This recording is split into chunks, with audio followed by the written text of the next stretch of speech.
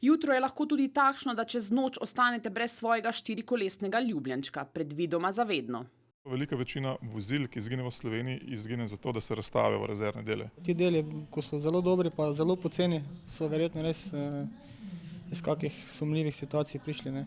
Originalni rezervni deli v pooblaščenih prodajalnah so do 3-krat dražji kot na črnem trgu. Nimajo pa nobene garancije. Vsi deli, ki se prodajo, bom rekel, tega se pač izogibamo, ne, si stranke nabavljajo večini same, ampak so brez garancije. Ne.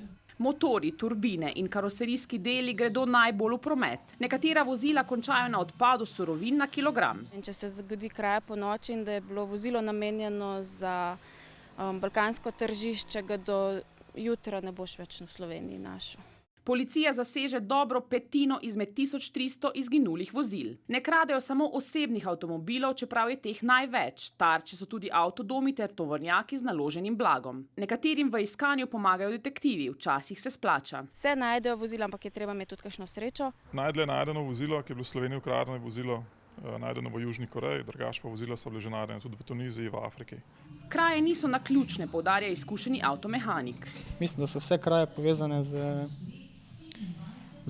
bom rekel, povpraševanjem na trgu. Ne. Po modrosti starega detektiva je najbolje pozabiti na ukradeno pločevino in upati, da boste imeli srečo, da ga vrnejo.